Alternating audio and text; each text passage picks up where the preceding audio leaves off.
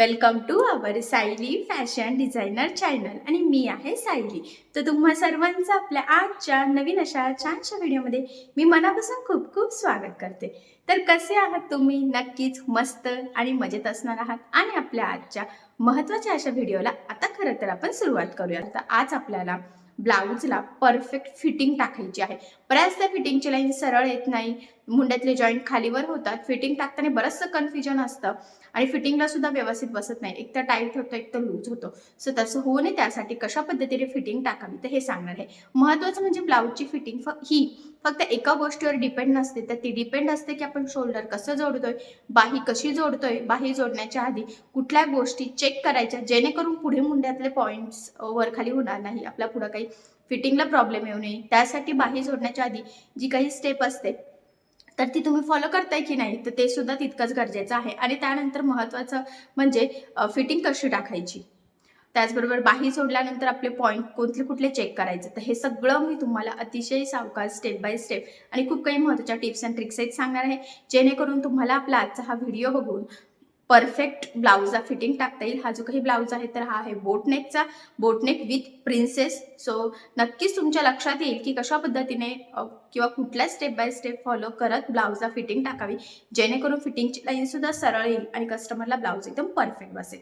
So या पद्धतीने तुम्ही स्टिच करून बघा आणि जर तुम्हाला काही प्रॉब्लेम येत असेल तर मला कमेंट करून नक्कीच कळवा. मी तुमच्या प्रश्नाचे उत्तर देण्याचा नक्कीच प्रयत्न करेन. ठीक आहे. सो चला मग आता आपण आपला आजचा व्हिडिओला सुरुवात करूयात आणि हा व्हिडिओ तुम्ही स्किप न करता पूर्ण नक्की बघा, जेणेकरून तुम्हाला आपला आजचा हा व्हिडिओ बघून परफेक्ट अशी ब्लाऊजला फिटिंग नक्कीच टाकता येईल. ठीक आहे. सो चला मग आता आपण स्टार्ट करूयात. तर मग आज आपण आता उरलेला ब्लाऊज स्टिच करायला सुरुवात करूया. तर इथे बघू शकतात की ह्या ब्लाऊजचा पुढचा भाग एकदम कम्प्लीट प्रॉपर फिनिशिंग सहित ऑलरेडी आपला स्टिच झालेला आहे आणि याचा कटिंगचा डिटेल व्हिडिओ मी आधी टाकलेला आहे, तर त्याची लिंक मी तुम्हाला डिस्क्रिप्शन बॉक्समध्ये देते, जेणेकरून तुम्हाला तो व्हिडिओ बघून परफेक्ट कटिंग सहजच करता येईल. हुक लूक पट्टी गळापट्टी सगळं कम्प्लीट.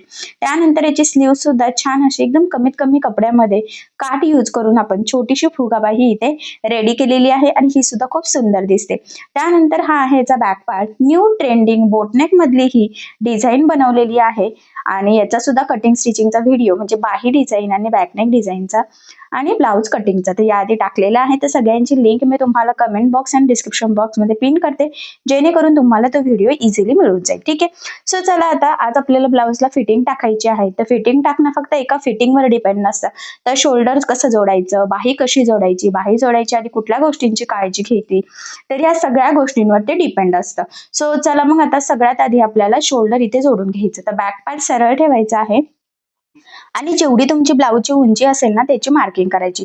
तर ब्लाऊजची उंची आहे इथे 13. तर बघा मी इथे 13 इंचाला मार्किंग केली. साधारणतः अर्धा इंच आपलं उरतंय वरच्या साईडला एक्स्ट्राचं, कारण तुम्हाला माहित आहे उंचीमध्ये आपण 1 इंच एक्स्ट्रा घेत असतो कटिंग करताना.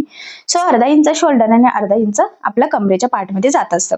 सो दोन्ही साईडला 13-13 इंचाची मार्किंग केली. अर्धा इंच आपल्याला इथे मार्जिन उरलेला आहे. आता यावर आपल्याला जो काही पुढचा भाग आहे तर तो उलटा ठेवायचा आहे. लक्षात राहू द्या, बॅक पार्ट सरळ आणि पुढचा भाग उलटा ठेवायचा आणि आपण आता जिथे मार्किंग केलेली आहे बरोबर तेवढंच मार्जिन पकडत इथे आपल्याला शोल्डर जोडून घ्यायचा आहे. शोल्डर जोडताना दोन्ही पण पार्ट व्यवस्थित एकाच लेवलमध्ये पकडायचे आहे. वर खाली खालीवर असं होऊन देऊ नका. त्याचबरोबर एकसारखं मार्जिन पकडायचं आहे आणि सिंपल टीप टाकायची. आता शोल्डरला नेहमी डबल टीप द्यायची. त्याचबरोबर सुरुवातीला आणि शेवटी सुद्धा डबल टीप देऊन लॉक करायचं, जेणेकरून तिथून शिलाई निघण्याचे चान्सेस राहणार नाही.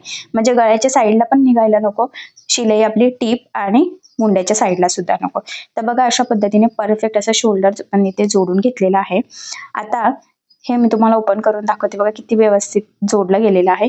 सेम त्याच पद्धतीने दुसऱ्या साईडचा शोल्डर सुद्धा आपण जोडून घेऊयात आणि इथे सुद्धा ब्लाऊजची उंचीची मार्किंग केल्यानंतर जेवढं मार्जिन उरतंय बरोबर त्याच लेवलवर आपल्याला इथे शोल्डर खरं तर जोडून घ्यायचं आहे. तर बघा मग इथे टीप मारली. आता इथे डबल टीप देऊन घेऊयात आपण. स्टार्टिंगला एंडिंगला सुद्धा डबल टीप देऊन लॉक करून घ्यायचं आहे.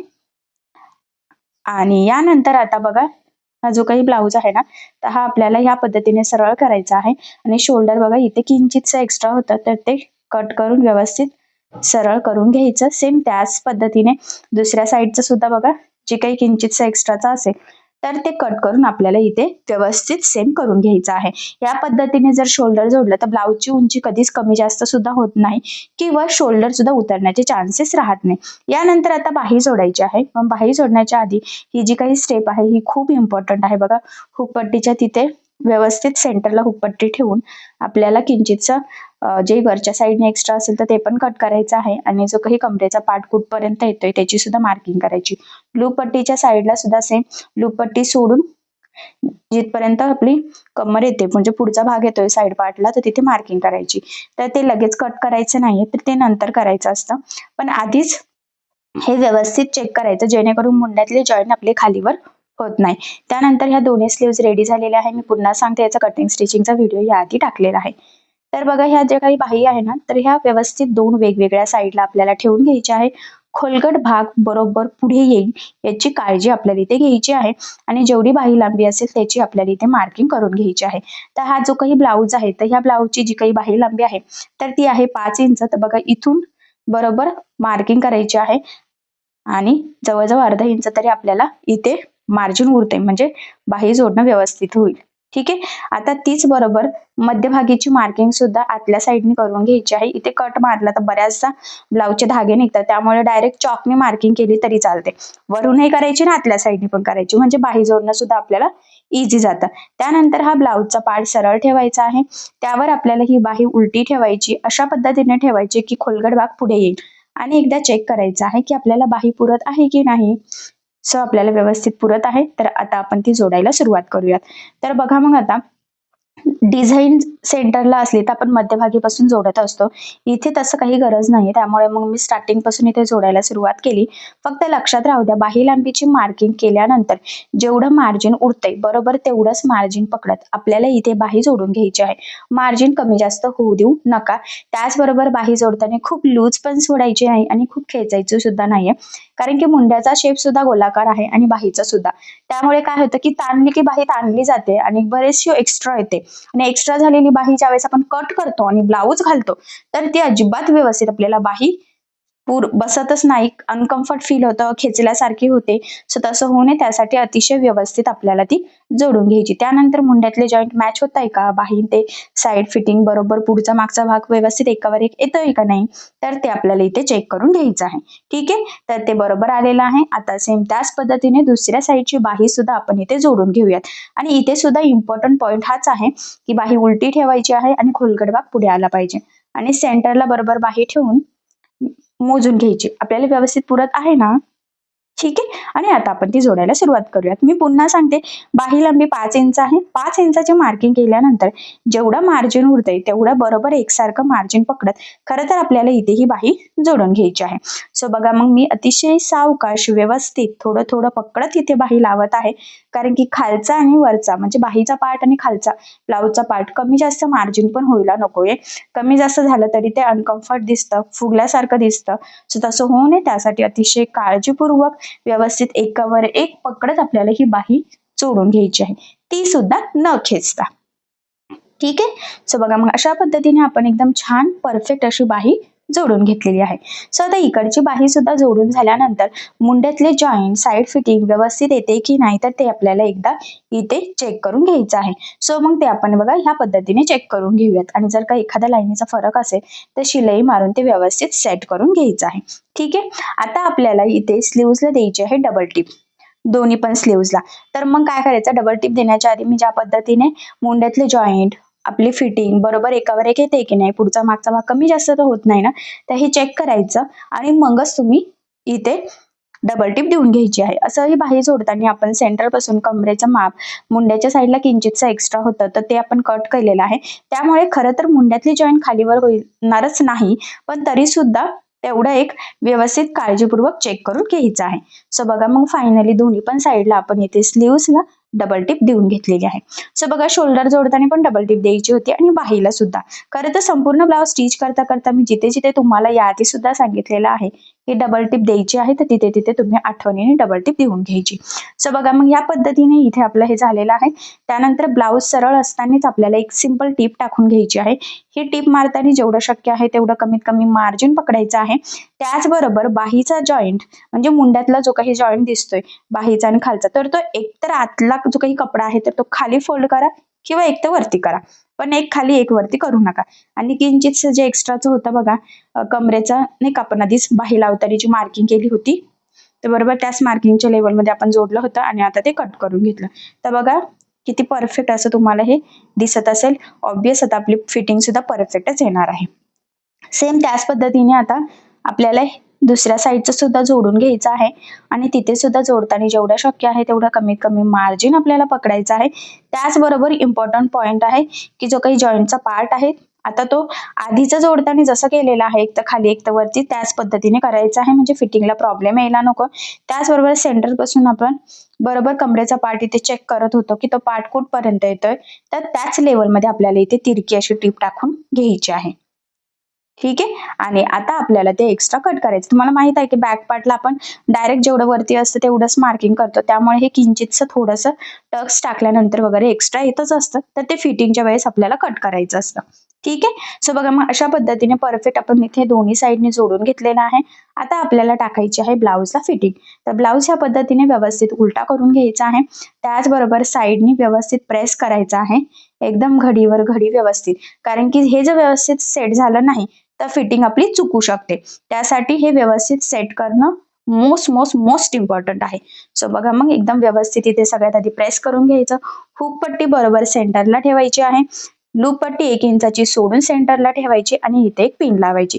त्याचबरोबर इथे सुद्धा एक पिन लावून घ्यायची, जेणेकरून फिटिंग टाकताना ते हलणार नाही आणि आपली फिटिंग एकदम परफेक्ट येईल. ठीक आहे. या पद्धतीने ठेवल्यानंतर आता आपल्याला हुक पट्टीवर ह्या पद्धतीने टेप ठेवायचा आहे आणि छातीच्या चौथ्या भागाची मार्किंग करायची, ती म्हणजे आता 8 इंचाची. तर बघा मग बरोबर इथे टेप ठेवायचा आहे आणि मी इथे 8 इंचाला मार्किंग करून घेते. सेम त्याच पद्धतीने दुसऱ्या साईडला सुद्धा मार्किंग करायची आहे. फक्त फरक एवढाच आहे की दुसऱ्या साईडला 1 इंचाची जी काही आपली लूप पट्टी आहे तर ती सोडून टेप ठेवायचा आहे आणि त्यानंतर मग आपल्याला छातीचा चौथा भाग म्हणजेच इथे आहे 8, तुमचा 8 असेल, 7.5 असेल, 8.5 असेल, 9 असेल, 9.5, 10 तुमच्या साईजवर डिपेंड आहे, पण लक्षात राहू दे छातीच्या चौथ्या भागाची मार्किंग करायची आहे.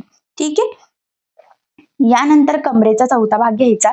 बरोबर पुन्हा आता हुक पट्टीवर टेप ठेवायचा आहे आणि जेवढी छाती असेल त्याचा चौथा भाग म्हणजे मी इथे 7 चोक 28 तर 7ला मार्किंग केली. सेम दुसऱ्या साईडने सुद्धा लूप पट्टी सोडून टेप ठेवायचा आहे आणि मग इथे मी 7ला मार्किंग करून घेतली, म्हणजे कमरेच्या चौथ्या भागाची. ठीक आहे. हा पॉईंट खूप इम्पॉर्टंट आहे. हुक पट्टीपासून कशी मार्किंग करायची आणि लूप पट्टीपासून कशी.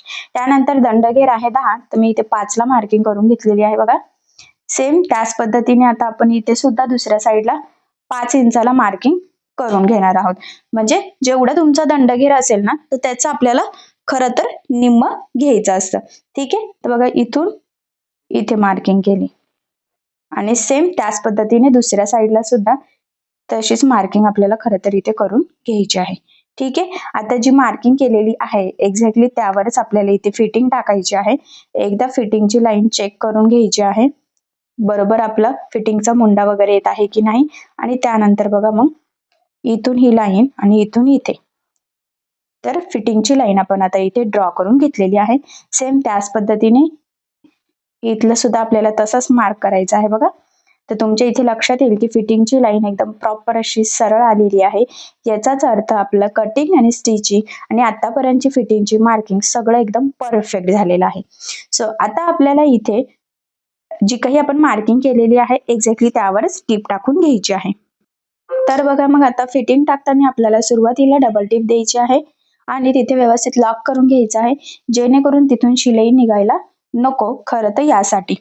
तर बघा मग डबल टीप दिलेली आहे. व्यवस्थित हे एकसारखं पकडायचं आहे आता खालचं सुद्धा आणि मग आपल्याला इथे व्यवस्थित टीप टाकून घ्यायची आहे.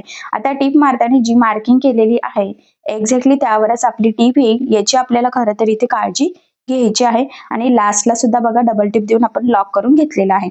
आता सेम ह्याच पद्धतीने आपल्याला दुसऱ्या साईडला सुद्धा व्यवस्थित जी मार्किंग केलेली आहे त्यावरच टिप टाकून घ्यायची आहे. तर तुमच्या लक्षात येईल की दोन्ही साईडच्या फिटिंगची जी काही लाईन आपण ड्रॉ केलेली आहे तर ती एकदम परफेक्ट आहे. फक्त आता टिप मारताना खालचा वरचा पार्ट हलू देऊ नका सेंटर पासून बरोबर, म्हणजे आपली फिटिंग चुकणार नाही. नाही तर बऱ्याचदा टिप मारताना जरी पुढे मागं झालं तरी ते चुकण्याचे चान्सेस असतात.